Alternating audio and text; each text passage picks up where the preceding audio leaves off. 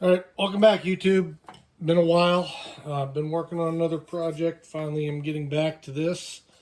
We're just about done with the 2.7 liter build, and I've come to the crossroads of what to do, how to connect the air oil separator to the throttle body. Basically, we've moved the throttle body up from the center line of the intake forward a couple of inches. It can be demonstrated by plugging it in there and showing you that's about how far up the throttle body has moved. So I am going to have to modify this tube. This is the new tube, the redesigned tube, as they say. Ordered off of one of the Porsche parts sites. About 70 bucks, way more expensive than it should be. Anyway, what I'm going to do is lay a straight edge across here, what I've done already. Lay a straight edge across here, and I've scored this where it needs to be.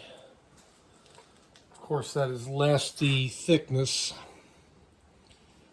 of the little collar here. So looks like it's about a 1/10 of an inch, maybe a little more. Doesn't have to be totally exact. There is some play to this, but sure would like to get it as close as possible. So what we can do to transfer that scribe, flip our caliper over and crudely scribe a second line in there. If you can see it.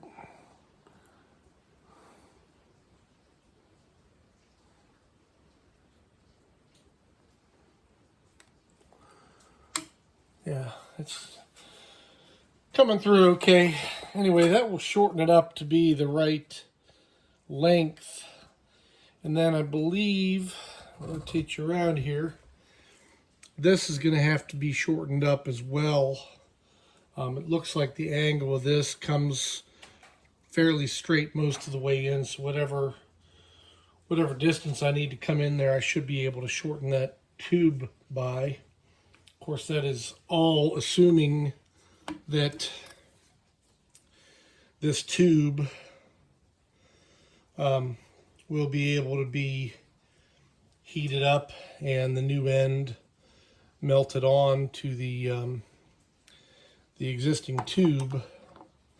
I'm not sure if that's going to work or not.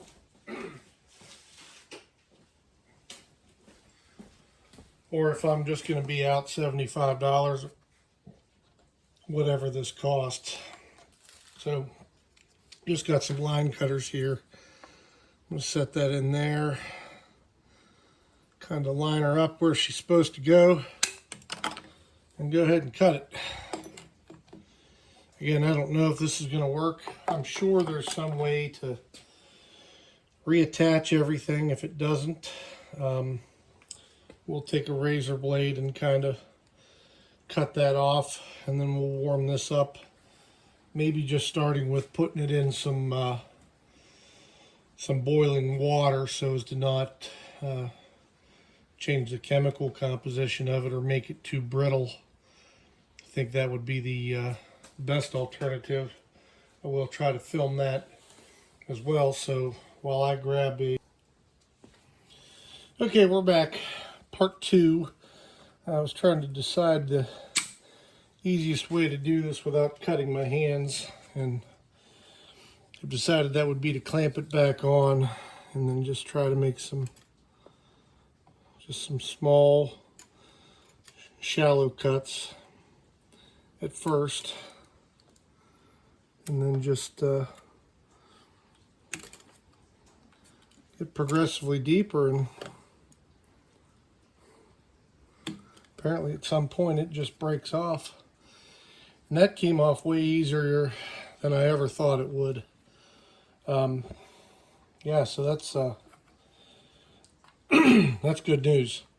Things don't usually happen that easy in this project.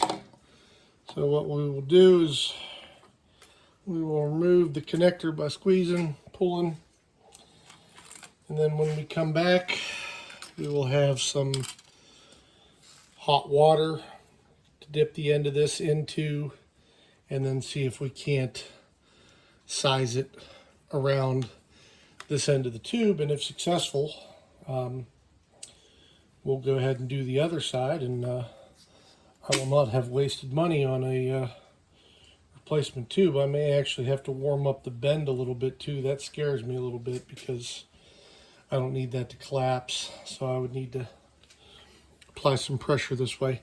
Anyway, we'll go ahead and get to it with the hot water and be right back with you. All right, next step. Heated up a coffee mug full of water for about 2.5 minutes until it just started to vigorously boil. And we are going to stick the end of this in here for, I don't know, maybe 10 or 15 seconds to see how pliable we can.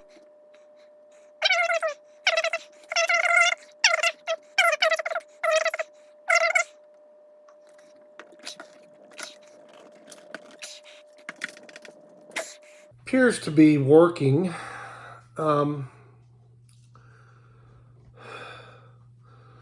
Not working well. I've got it started. The other thing I may try here, I don't think the heat will hurt that O-ring, so I'm just going to dunk it down in again.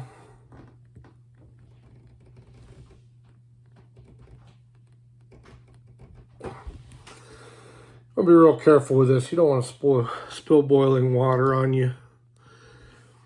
It's really not worth it. I'm sure there's a better way, and if somebody would like to put their thoughts on it down in the comments.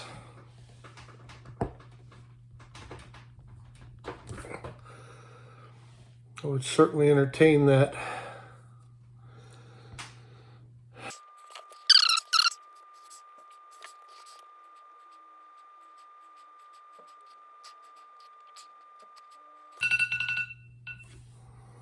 All right, it's been in a minute.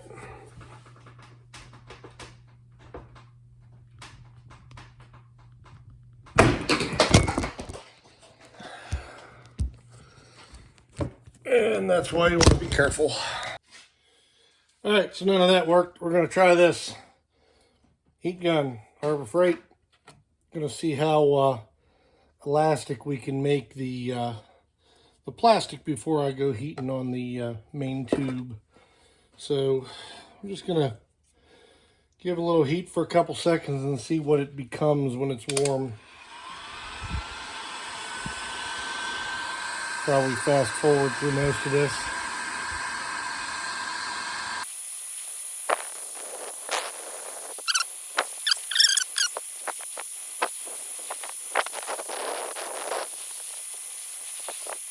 Okay. So that's confirmed. Let's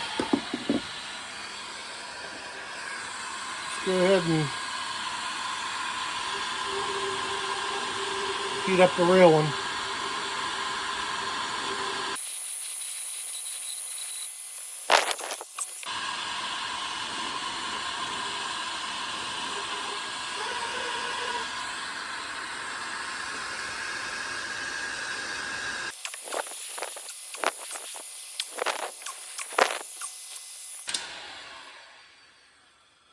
Well, that may actually be a winner.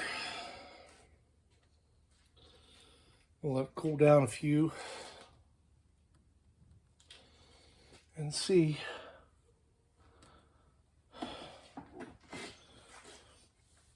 I don't know where to set my heat gun. I'll try that.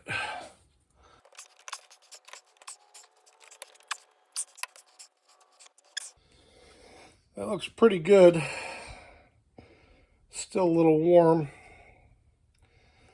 Let's pick you up and take you over to the engine.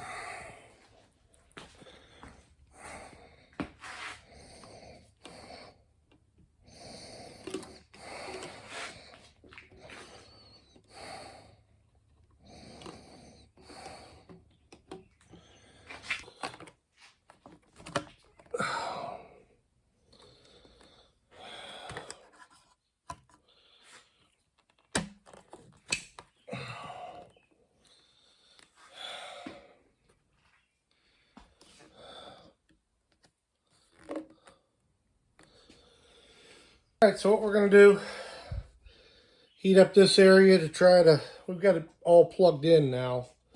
It could work like that, but I want to try to get it to retain this shape, because that seems to be enough clearance under there for the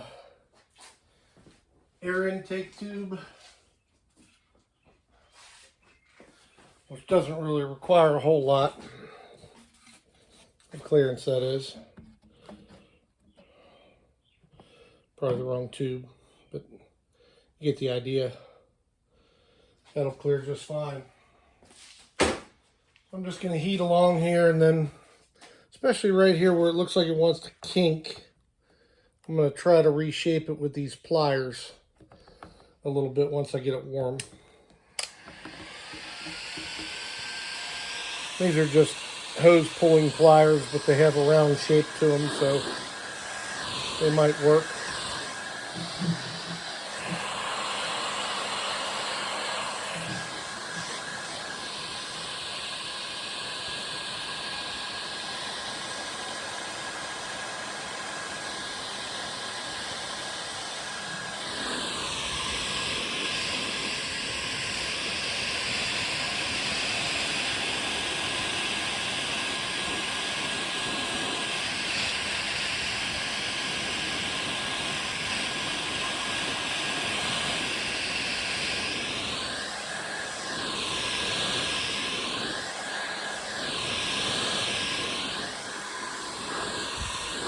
Sure, the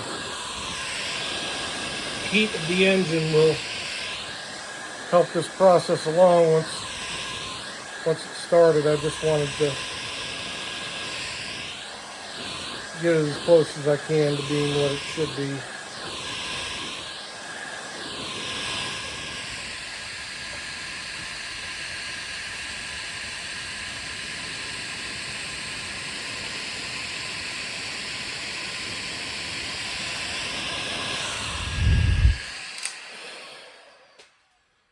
And with that, I think we've got it.